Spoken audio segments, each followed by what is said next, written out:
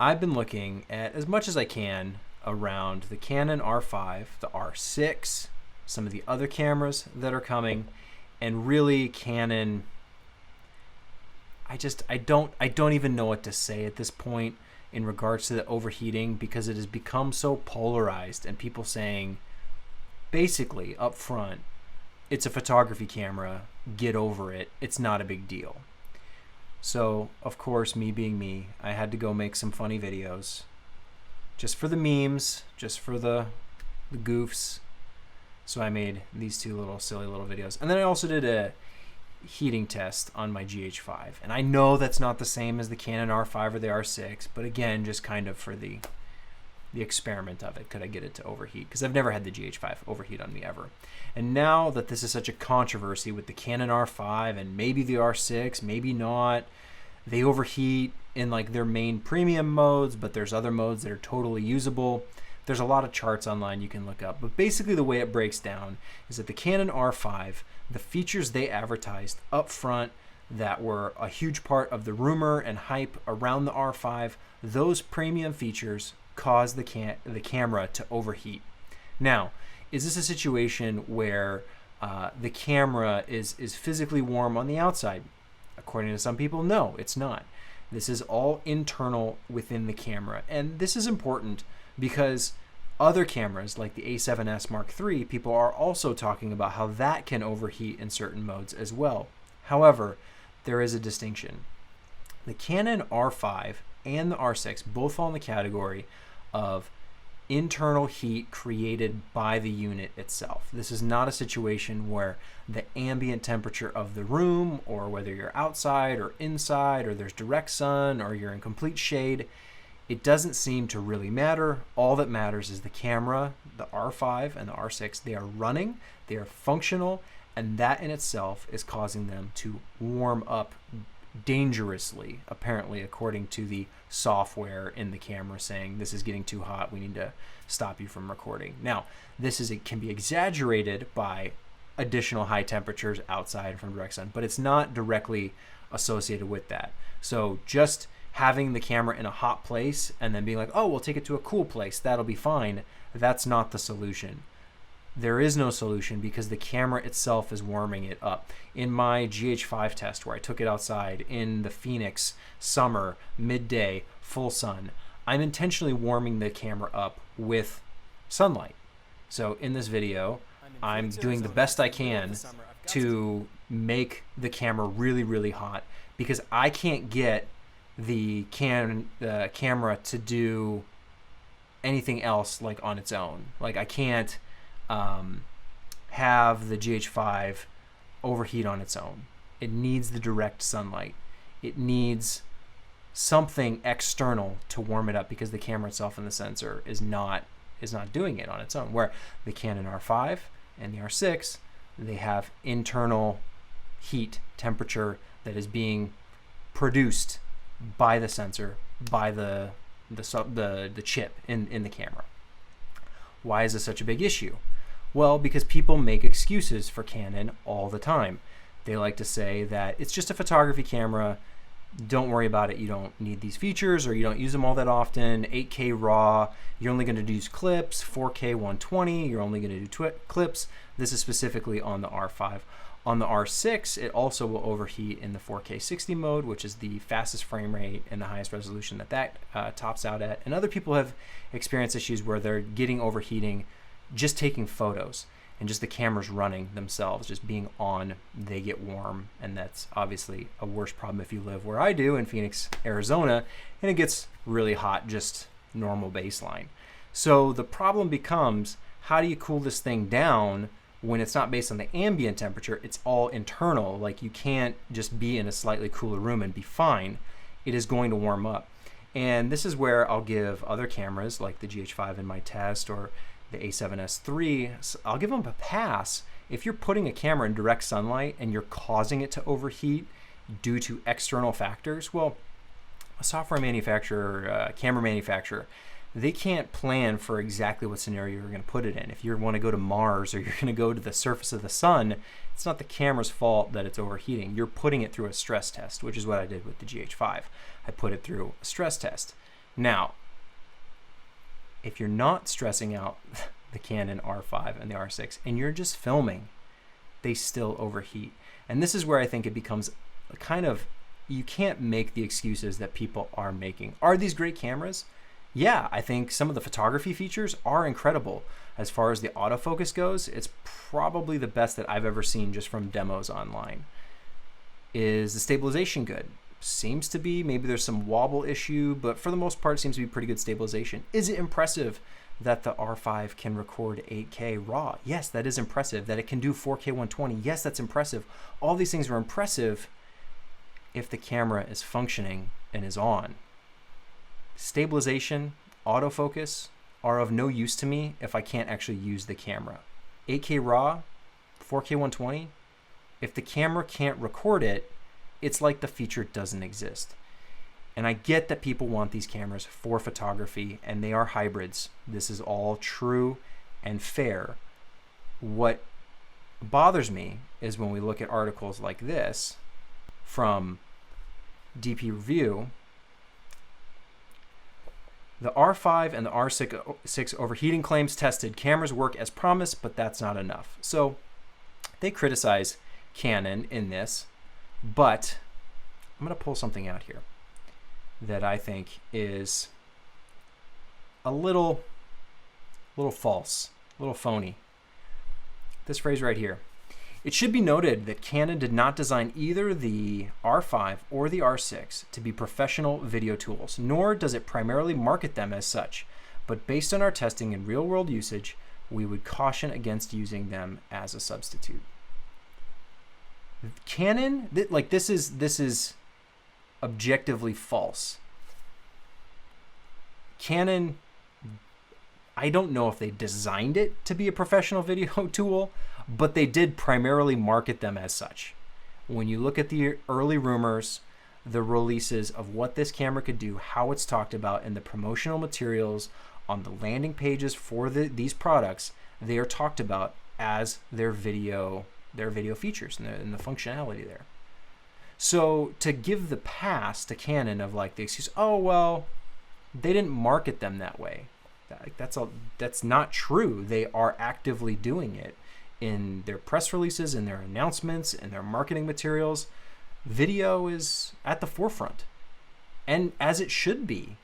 This was supposed to be Canon's resurrection back. Oh, remember the 5D Mark II? Remember those glory days when Canon kicked off the DSLR revolution? Remember that? The R5 was going to blow everything out of the water. 8K, 4K 120, plus the amazing photography features that are there. It was a no-brainer. I said this in another video, but I was going to buy the camera. I was like, yes, this is like perfect. The Canon lenses, everything about it, like, yes, I want it. But I don't want a tool that is unreliable to the point where I can't use the features that I'm buying the camera for. I have a GH5 that does 4K 60, and I have a GH4 that's done 4K 24 for, what has it been, 6 years now, something like that? I don't even know. The GH4 has been doing this for a long time. And granted, I know it's micro four third, but let's look at the Lumix S1H. That's a full frame camera. That does 4K 60 without overheating, without a crop, has stabilization. I know people like to rag on it for the autofocus, and it's nowhere near the Canon in terms of autofocus. By no means is the S1H as good at autofocus, but it doesn't overheat, and you can use it all the time however you want because it doesn't overheat, because they put fans in it. The A7S III, apparently, and granted, I haven't tested these cameras myself, but apparently all the research I can find is that yes, it will overheat in certain environmental conditions if it's hot outside. I still think that's really frustrating, the fact that it does overheat sooner than the Canon does in certain situations, as well as the S1H. I don't know if the A7S III is plagued by the same internal heating, though. It doesn't seem to be. It doesn't seem to be what people are talking about. But I think just across the board, this is a huge letdown for such amazingly powerful tools to be so just sidelined by poor design.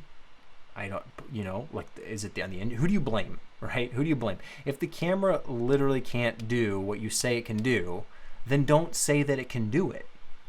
Keep it the same way the Canon's always been. Keep it your 4K 30. You know, oh, maybe now you have 4K 60 for the first time. Oh, wow, great. Canon's finally entering the game. At least it works, you know. And now to look at it and say, like, the R6 is like, okay, well, the R6 is, you know, it's a little bit smaller, less resolution on the sensor, so it's got less downscale. And yeah, you don't get 4K 120, or you don't get 8K, you get 4K 60. But that still overheats too. And people want to say, oh, you need to buy a cinema camera if you want cameras that don't overheat. This is untrue. If you go and you look at the Lumix S1H,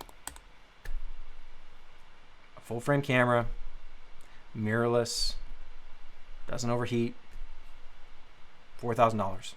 Basically the same price point. It exists. It's doable. There's also, if you're curious, there's the Zcam E2 F6, and the Zcam E2 F6, also full frame camera, 6K, $4,000. Now, you might say this isn't a photography camera, it's not a hybrid. Fair enough. Okay. So is this what you're talking about when you need a professional cinema camera? Like this, the same price point, the same relative size. I know it's a little bit bigger, a little bit different form factor, but same price, roughly the same specs. This will do 6K 60, it'll do 4K 120, 10-bit 422, like it'll do what you're so excited, you know, like that the R5 like can do in bursts. And I've seen that, you know, mentioned is like, oh, if they'd only said that it can do it in bursts, that would have been better. But would it have been? Like, I think we would have all, if that was the rumors, hey, it can do 8K, and people were like, 8K, like, for real 8K? And they're like, yeah, it does 8K. And you're like, no crop? And they're like, yeah, no crop. And you say, 8K, continuous recording, it can record 8K. And they go, oh, no, well, it's burst mode. You'd be like, oh, okay, I got you. But it's not even burst mode, because burst mode implies that you can do a burst, and then you can do another burst, and then you can do another burst. We're talking about a camera that has to be powered down for upwards of 30 minutes just to reset itself, to refresh. Now, people have discussed that this might be some overly ambitious feature in the software, just designed to like make sure that it never ever gets too hot, so it's just always cutting it off too soon, and that it could go longer, and maybe they'll optimize the firmware so that it can let it record longer. In which case, okay, but like how much more are we talking about? Are we talking about the point where like you could record a whole day and you'd never know? That's the difference? I doubt it. It's probably more like, okay, they can shave, they'll give a little bit more cushion, like 10 more extra minutes, 20 extra minutes. And I really want to get my hands on it to know, okay, if I'm just using this throughout the day and I'm starting and stopping just on a regular shoot, is this gonna be an issue? And it sounds like it probably is. Even Peter McKinnon himself, the Canon ambassador, the one paid to promote the R5, talks about how he had issues with the R5 making the content that he was making for these videos. So when you look at all this and you wonder, you say, what, like, I get that you want to look at the camera and say it's a photography camera, and if you want a real video camera, go buy a real video camera. I think that doesn't hold up in 2020. I think that's an excuse from 2010 when we were looking at cameras like the 5D Mark II, and people would complain like, oh, it doesn't have XLR inputs. And it's like, well, it's a photography camera. Of course it doesn't have XLR inputs. If you want XLR inputs, buy a video camera. Fair. Hybrids have come so far in the last 10 years. And frankly, it's disappointing that they haven't come further. The fact that this stuff is still plaguing these cameras, having to do workarounds and goofy nonsense for features that people are eager to buy. They want to hand over their money. And would it have mattered if the camera were a little bit bigger? I don't think so. I don't think people get that excited over, oh, we shaved off a couple ounces, or oh, it's a little bit thinner, or it's just like a little bit thicker here, or we expanded this, or we slimmed down that. When you look at these cameras over the past 10 years, they all look about the same. There are some cameras that have come out that have been oddly small, like the A7 series. I thought when those first came out, like the A7S, it was just oddly small, and it was noticeably small compared to everything else and felt kind of weird. But I think aside from that, if you're talking about minor differences in millimeters and grams, oh, it's 10 grams, or I don't actually know how much, like 10 grams might be a lot. Not a metric person. If you're talking about a couple ounces, like these are not things that people get worked up over. And if they had put fans in there, or they made it a little bit bigger, or given some kind of heat sink or something to keep it from overheating, and it added a little bit of weight or it added a little bit of bulk, I don't think anyone would have cared. No one would have noticed. The fact that they say this thing overheats and they put it out there on announcement. So it was all the rumors, it was all the speculation, then it was, yes, this is true, this is coming, it really does 8K, it really does RAW, it really does 4K 120, all these features are amazing, and then it gets announced and it's like, oh, by the way, watch out for overheating. Well, now all of a sudden everyone is going to laser beam in on that and go, what do you mean it overheats? And now we have to do all these tests in different environments and different people are reporting different things and it's all chaos. And make a camera that works and does what you say it does. To say that we overclocked it, like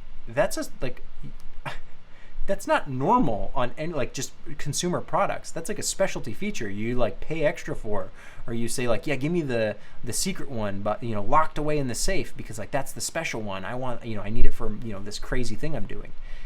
If the features on the box are immediately gone because the camera overheats, they shouldn't be features on the box. And that's what is most frustrating, and maybe why I get heated about it. I don't actually care. I don't hate Canon. I don't, I think it's disappointing. I think it's tragic because I would have loved to buy the camera and like, hey, the R5, this is awesome.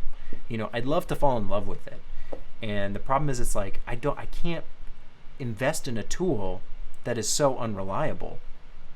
And I wouldn't recommend anyone else to do that either. Now, maybe there's a fix later, but I wouldn't count on it. I don't know that there's much they can do to fix it. It's just like Panasonic and their autofocus. A lot of people say, oh, well, maybe they'll fix it with the firmware update. It's like, at the end of the day, the hardware is the hardware. There's some optimizations they might be able to make. A few extra codecs they might be able to throw in here or there. A few extra minutes they could save you in terms of heating and cooling. But this is probably inherent to the design at a hardware level. So don't hold your breath for this just to be like gone in a couple months when they just like figure it out. The S1H, they put fans in it because it got hot. I assume that's why they did it. So I don't know what to say other than there's no excuse. You have to admit it. If you love Canon and you want to buy the R5, that's fine. Just embrace it, admit it. Don't write it off and say it's not a video camera. That's the worst excuse you could say. Especially this article saying that they didn't market it that way. It wasn't promoted that way. It absolutely was.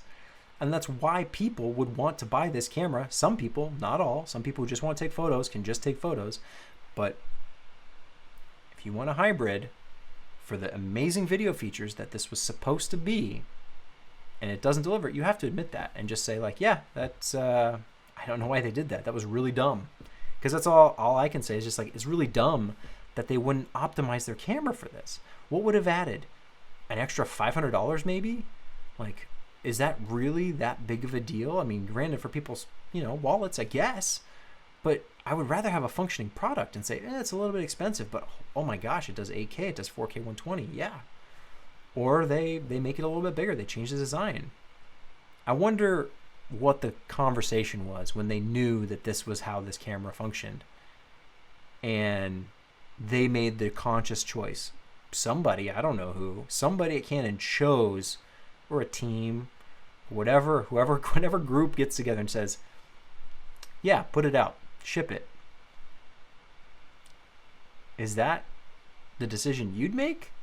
If someone told you, hey, our flagship camera that we've advertised these amazing features on overheats consistently, frequently, quickly.